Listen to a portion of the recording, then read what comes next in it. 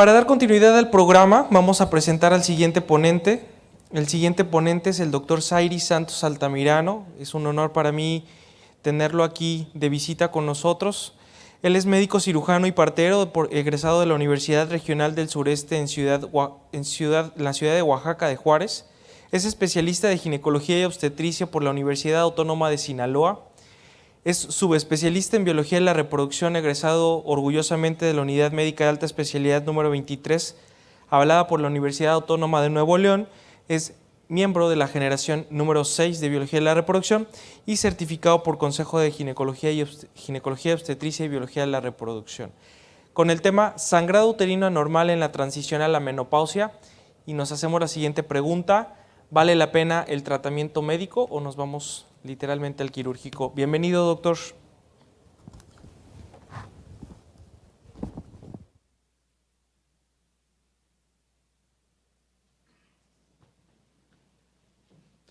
Buenas tardes, un gusto poder participar en este congreso. Un agradecimiento al comité organizador y el cariño que le tengo a esta institución hace que también esté aquí. Bueno, iniciemos con la exposición. Un tema un poquito complejo, muy largo, que va a tener muchas directrices y que sin duda en la actualidad tenemos una amplia cantidad de medicamentos que podemos utilizar. Primero que nada vamos a definir las diferentes situaciones con las que vamos a toparnos. Primero, ¿qué es la transición a la menopausia? En general, esto va a ser un periodo que va a correr alrededor de la menopausia, que vamos a definirla como 12 meses sin menstruación.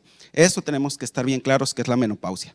Y principalmente va a estar caracterizado por bochornos e irregularidades menstruales. Esto es un punto muy importante porque aquí tenemos que definir, ¿la paciente tiene o no tiene una hemorragia uterina normal o está cruzando con el cambio fisiológico que va a ser hacia el cese de la menstruación? Y como en el 2011 la FIGO hizo sus nuevas definiciones, sus clasificaciones, pues empezamos a definir la hemorragia uterina normal como una hemorragia del cuerpo uterino, ya sea en tiempo, volumen, periodicidad o tiempo durante 6 meses o toda aquella hemorragia uterina que amerite una intervención médica. Entonces también a esta la vamos a considerar una hemorragia uterina anormal. ¿Qué importancia tiene? Y obviamente cada vez va a ser más frecuente. Nuestra población en general, en el mundo, la población tiende a envejecer. Están naciendo cada vez un poquito menos humanos. Y alrededor, en México, contamos entre 40 y 54 años, según el Censo de Población y Vivienda del 2020, aproximadamente 12 millones de mujeres existen en este periodo de edad. Esto va a representar el 9.7% de la población en general y el 10% de todas las mujeres. Esto es importante, tenemos un índice de envejecimiento de 38 por cada 100 niños. Esto va representando pues qué tan anciana se está poniendo nuestra población y por ejemplo vemos en 1990 el índice era de 15, actualmente en el 20 ya es de 38 y va, según las estimaciones o las predicciones, va a ir aumentando. En Estados Unidos, 53% de las mujeres van a representar hemorragia uterina anormal y esto va a tener un costo directo de $1,000 millones e indirecto de $12,000 millones.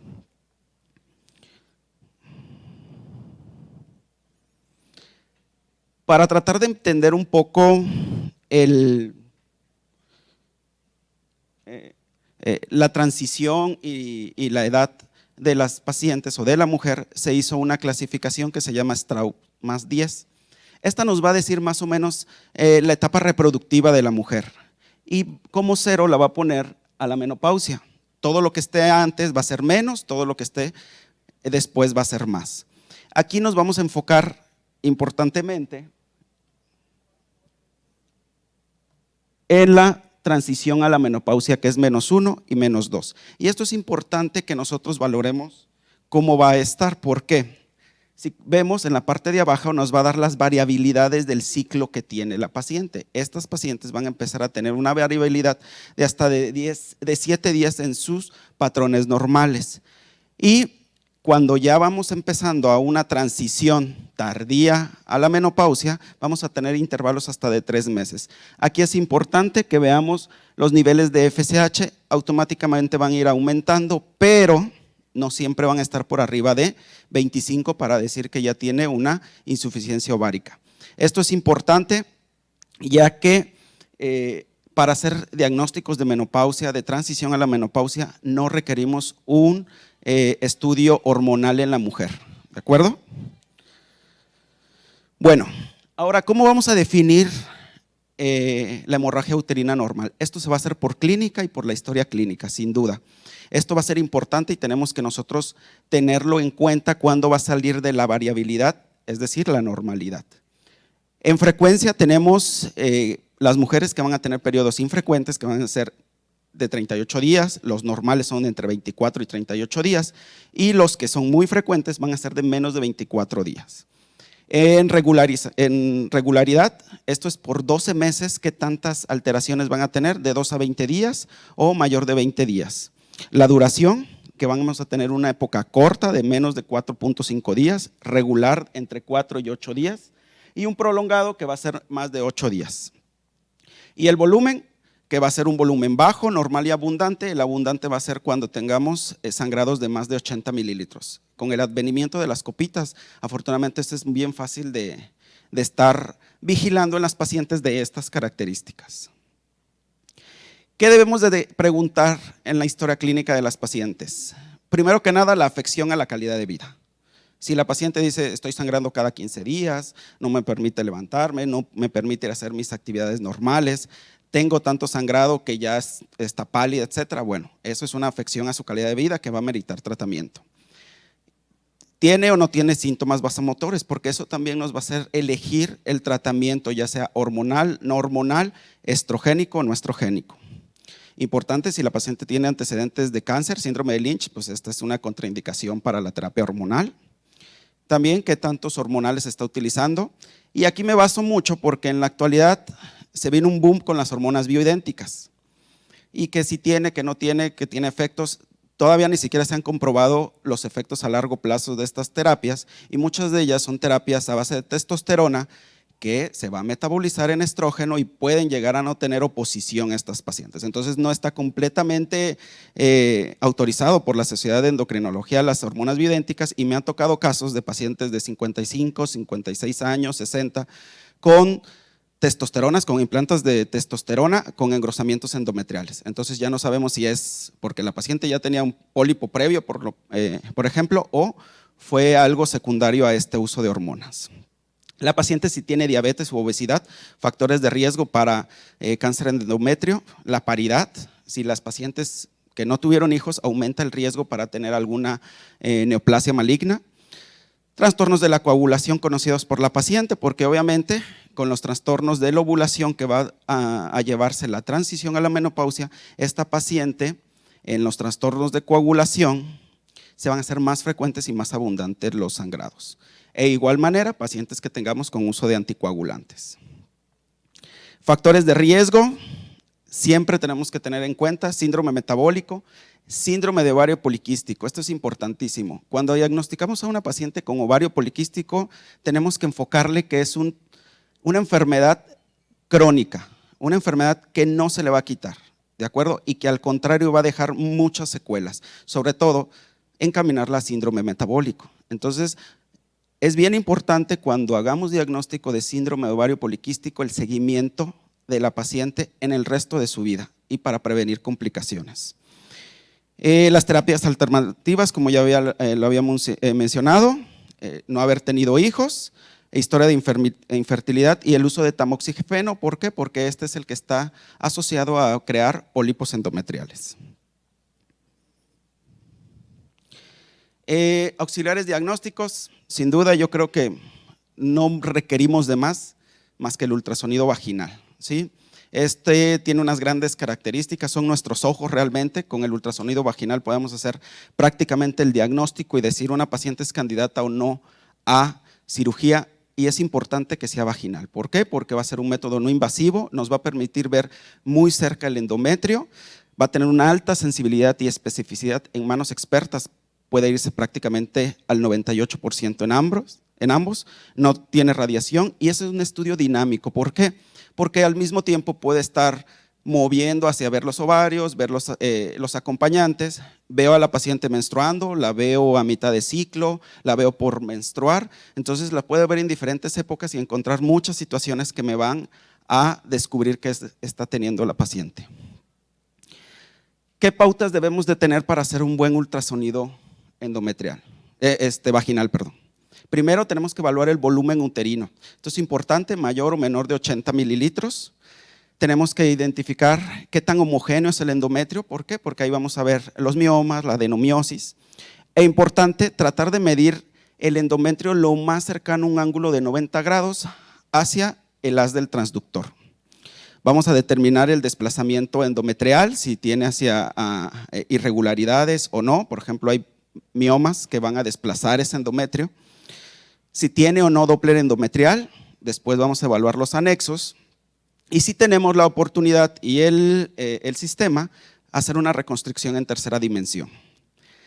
En caso de tener alguna duda de afección de patología endometrial, ahí mismo en el consultorio podemos colocar una pequeña cánula y hacer una histerosonografía permitiéndonos evaluar si es un mioma, un pólipo, una hiperplasia, adherencias o algo que esté engrosando el endometrio. Ahora, ¿qué es lo que va a seguir en el tratamiento o en la toma de decisiones de estas pacientes? Tenemos que ver una biopsia endometrial. ¿A quiénes les vamos a hacer biopsia endometrial? A todas las mujeres mayores de 40 años con factores de riesgo. Después, a todas las mujeres mayores de 45 años, a pesar de que no tengan factores de riesgo, siempre y cuando tengan hemorragia uterina normal, ¿verdad? Cuando tengamos un endometrio superior a 16 milímetros en cualquier fase del ciclo, cuando tengamos una presencia de Doppler en el endometrio y el antecedente de uso de hormonales sin oposición. Pacientes que alguien les pudo haber puesto estradiol con testosterona y no le dieron la progesterona de oposición, pues bueno, ellas van a tener un riesgo de tener una hiperplasia. El diagnóstico, desde el 2011 se hizo el Palm Coin, donde eliminaron la palabra de sangrado uterino disfuncional. Ahora vamos a tener uno que va a ser anatómico y el no anatómico. ¿Sí? El anatómico pues va a estar por los pólipos, adenomiosis, leiomiomas y malignidad. Estos prácticamente los vamos a hacer diagnósticos cuando hacemos el ultrasonido vaginal. Ahora bien, ¿cuál es el coco de todos? Pues los que no son anatómicos, ¿verdad? Los anatómicos, por lo regular, en esta etapa de la vida van a ser los trastornos ovulatorios por el cese de la cantidad de folículos y por lo tanto las disfunciones que tienen la producción de FSH y la liberación de LH estas pacientes a este nivel. E importante, los iatrogénicos, cuando se coloca DIUs medicados, pueden estar teniendo sangrados intermenstruales. Aquí es bien importante, cuando nosotros evaluemos en el ultrasonido vaginal, podemos encontrar una sola afección o diferentes acompañantes. Por ejemplo, en la primera imagen vemos un pólipo en una reconstrucción en tercera dimensión, que va a ser un causante de, por lo regular, sangrados menstrual abundante. O sea, ¿qué quiere decir? La paciente va a estar menstruando mes con mes, pero su volumen va a ir aumentando. En la segunda es una reconstrucción de un mioma intracavitario que nos encontramos, que paciente de 40 años, la cual llegó con sangrados constantes que prácticamente le provocaban anemia. El segundo, pues va a ser, el tercero superior va a ser un mioma que está alejado del endometrio y muchas veces estas pacientes no tienen ningún trastorno menstrual, entonces tampoco van a meritar quirófano. El primero de la parte de abajo, hacia mi derecha, es la adenomiosis y este es un gran problema en el diagnóstico del ginecólogo porque tienes que ser muy sensible con la visualización uterina para poderlo encontrar y de la misma manera colocar el flujo Doppler en donde, por ejemplo, en esta parte estamos observando el endometrio, que sí se logra, el endometrio sí se logra definir y se ve la infiltración del mismo hacia el miometrio.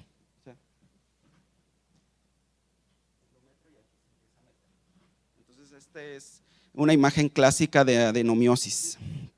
El de en medio, pues tenemos un engrosamiento endometrial en paciente de más de 45 años, ¿sí? Fuera de su ciclo.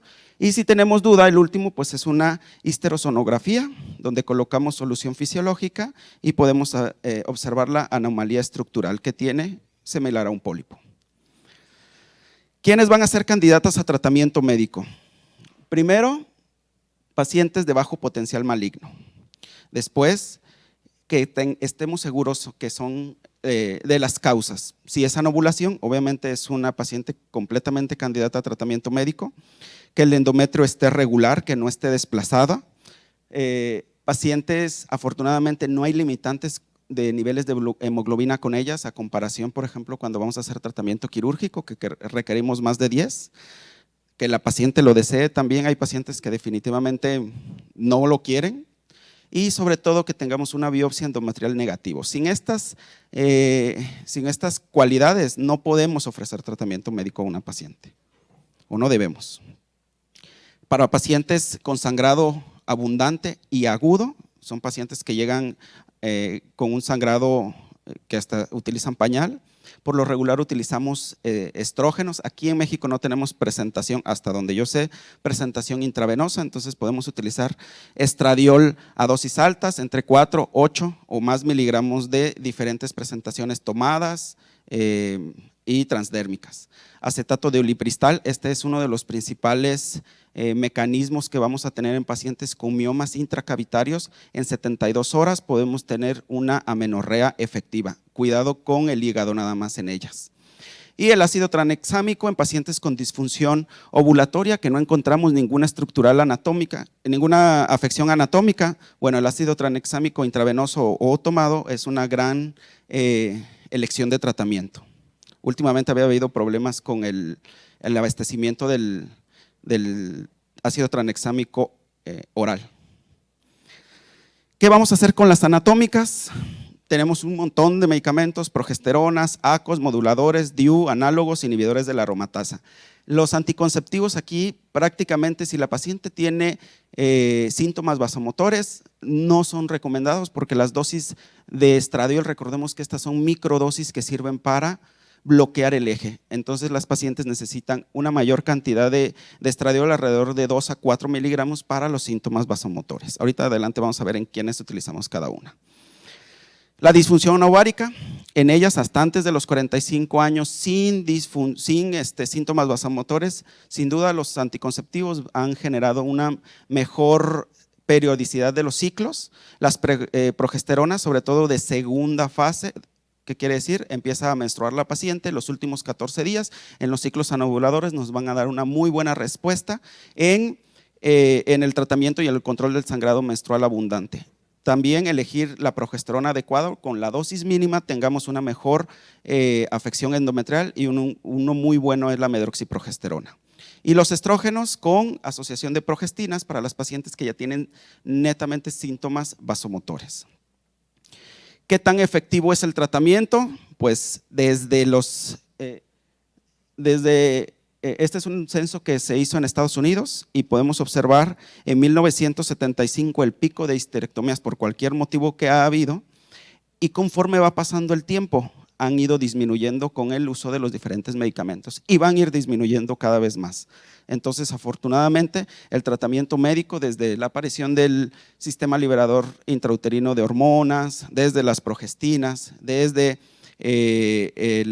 los estrógenos transdérmicos, han mejorado la oportunidad de que una paciente no entre a quirófano.